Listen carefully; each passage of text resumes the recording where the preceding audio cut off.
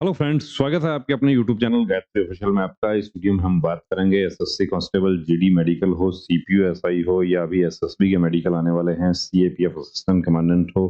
Medical guideline क्या कहती है सर्जरी के बारे में? आपका कोई सर्जरी हुआ है? कितना पुराना सर्जरी अलाउ है? क्योंकि अभी आप लोगों के फिजिकल और फिजिकल के बाद में मेडिकल के लिए आपको टाइम नहीं मिलेगा। 2021 में मेडिकल गाइडलाइन रिवाइज किया गया, उसमें आपको री मेडिकल के लिए भी समय नहीं मिलता, वरना पहले फिट होने के चांसेस जो थे कैंडिडेट्स के ज़्यादा रहते थे। फिट का रेशियो जो था वो ज़्यादा था कि वेट या डीएनएस जैसी सर्जरी है, वो भी कैंडिडेट सर्जरी करवा के फिट हो जाते थे। टैटू का सर्जरी करवा के फिट हो गए।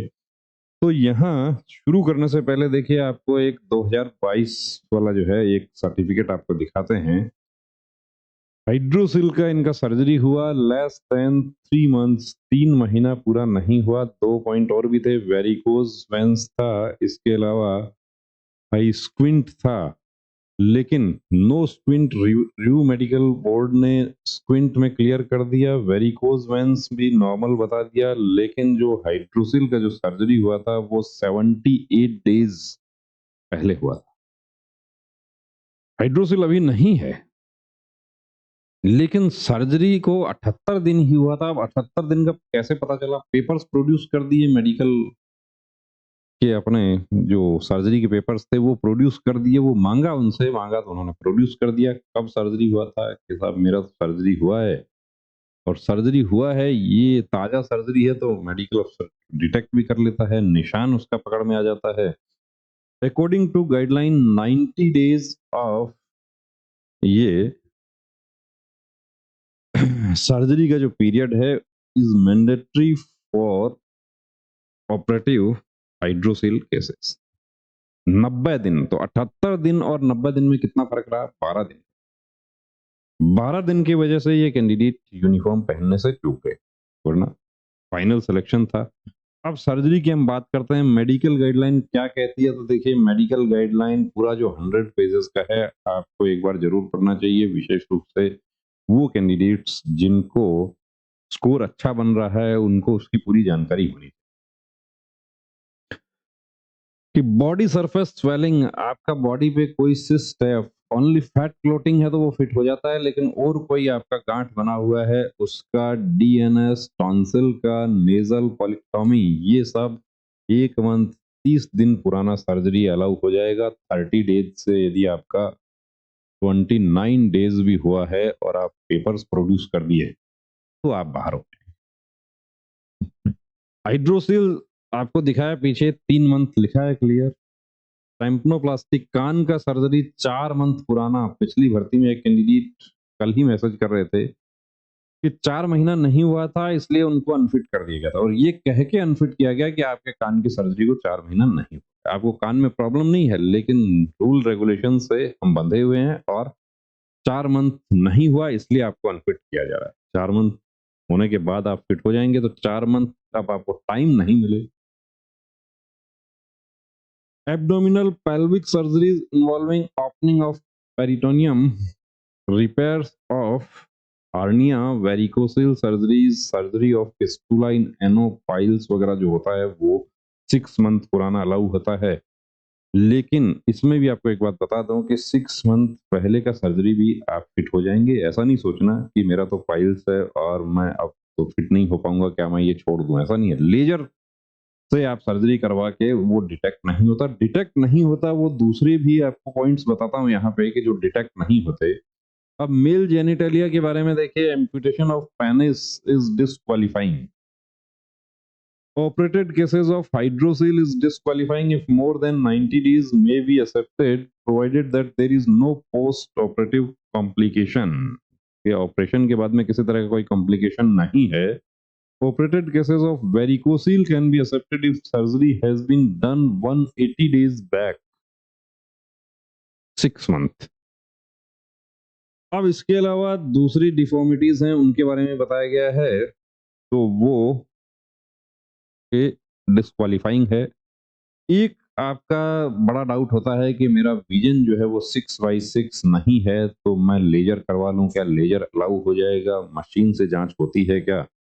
तो मेडिकल गाइडलाइन में उसके बारे में लिखा है मशीन से जांच का, उस पर भी आते हैं। उससे पहले वेरिकोज वेन का बहुत सारे कैंडिडेट्स को डाउट रहता है। दुबला पतला शरीर है, वेरिकोज वेन्स नहीं है। वो वेन दिखाई दे रही है तो इसका मतलब ये नहीं है कि आपका वेरिकोज वेन।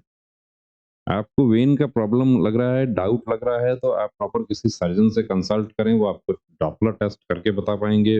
मेडिकल गाइडलाइन में भी क्लियर लिखा हुआ है कि आपको बिना डॉपलर टेस्ट किए आपको अनफिट नहीं किया जाए, कि डॉपलर टेस्ट का रिपोर्ट के आधार पर ही आपको अनफिट किया जाएगा। अब वेरिकोज वेन का सर्जरी एक ऐसा सर्जरी है, even if operated are not to be accepted because basic defect remains unchanged. The varicose vein का यदि आपको करवाना है ट्रीटमेंट, तो लेजर ट्रीटमेंट करवाना, ताकि वो डिटेक्ट ना हो और आप क्वालिफाई हो जाएं। आपने सर्जरी करवाया, उसके निशान रहेंगे।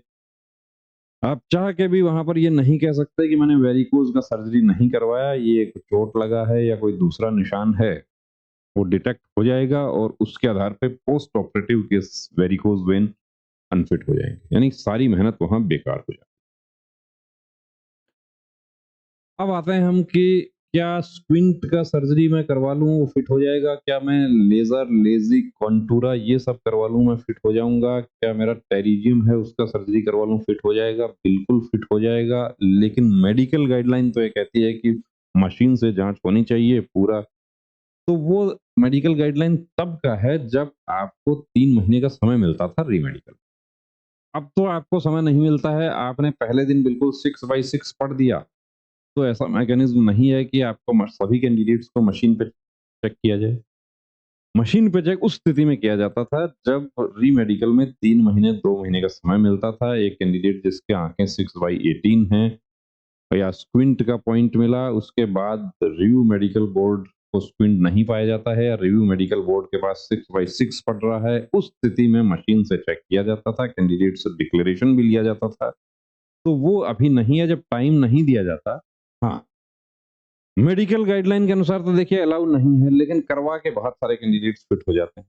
तो आप बिल्कुल वो करवा के फिट हो सकते हैं, लेकिन आपको डिक्लेरेशन फॉर्म में एक्सेप्ट नहीं करना है। एक्सेप्ट कर दिया आप फंस जाएंगे।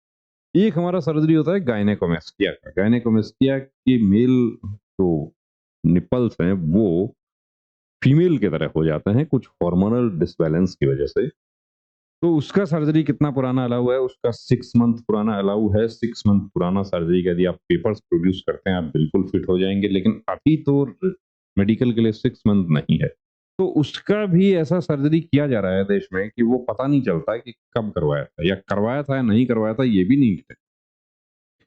पिलोनाइडल साइनस, जहां बटक्स का लाइन शुरू होता है वहां पर एक साइनस होता है, उसको पिलोनाइडल साइनस कहा है। कुछ लोगों को सिस्ट भी होता है कि जहाँ रीढ़ की हड्डी बिल्कुल खत्म हो जाए और बटक्स की लाइन शुरू होती है, बिफरकेट करती है, इसको नेटल क्लेफ्ट बोला जाता है। यहाँ पर जो सिस्ट होता है ये भी 6 मंथ पुराना सर्जरी अलाउ है, लेकिन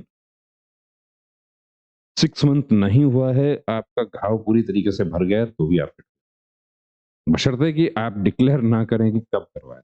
डिक्लेयर नहीं करेंगे तो फिट हो जाएंगे। डिक्लेयर कर दिया कि मैं तो 3 महीने पहले करवाया था, मेडिकल पेपर्स भी लेके जा रहे हैं, डॉक्टर का सर्टिफिकेट भी लेकर जा रहे हैं, सिविल डॉक्टर जो ऑपरेट किया वो कहते हैं कि मैंने ऑपरेट कर दिया और मैं सर्टिफिकेट दे देता हूं, अब आप फिट हो जाएंगे। वो गलती नहीं करना। एक हमारा सर्जरी कैंडिडेट्स पूछते रहते हैं कि लेजर का सर्जरी कितना पुराना होगा। लेजर का सर्जरी का कोई ड्यूरेशन नहीं है। लेजर का सर्जरी, आपका घाव पूरी तरीके से भर गया है तो आप फिट हो जाएंगे, यानी इंक नहीं बचना चाहिए। और सर्जरी की बजाय लेजर में आपको एडवाइस करना चाहूंगा कि आप टैटू के लिए लेजर करवाएं तो ज्यादा अच्छा है। क्योंकि सर्जरी करवाया उसमें क्या होता है कि टैटू, जनरली ये ट्रेडिशनल साइट हमारा ये है कि यहाँ पर टैटू होता है। अब इस हाथ से आप राइट हैंड से काम भी कर रहे हैं, अपना जो रूटीन का काम है वो कर रहे हैं। वो स्टिचेस क्या होता है कि यहाँ से खुल गए तो किलोइड बन गया। किलोइड बन गया, आपको फिर लेजर करवाना पड़ेगा। तो बेहतर यही है कि पहले से ही लेजर करवाएं और कोशिश ये करें कि जितना जल्द से जल्द हो सके वो टैटू को रिमूव करवाने की कोशिश करें।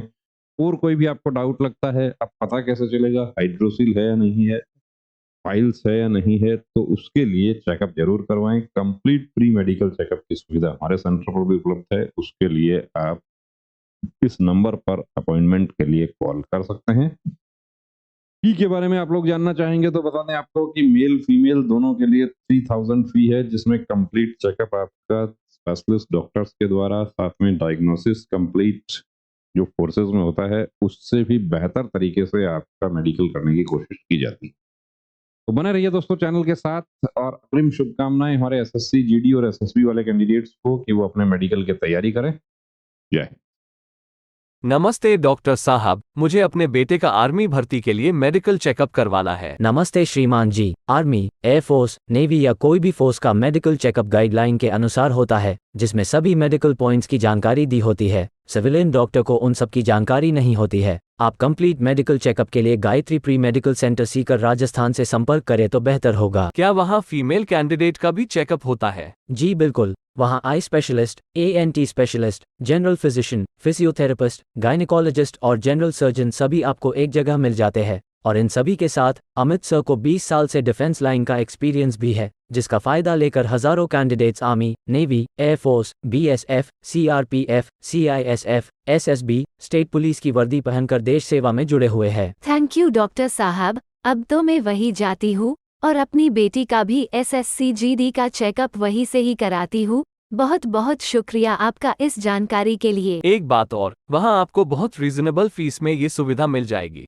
आप 9982877443 पर कॉल करके अपॉइंटमेंट ले सकते हैं। जब भी जाते हो अपॉइंटमेंट लेकर जाना। जय हिंद।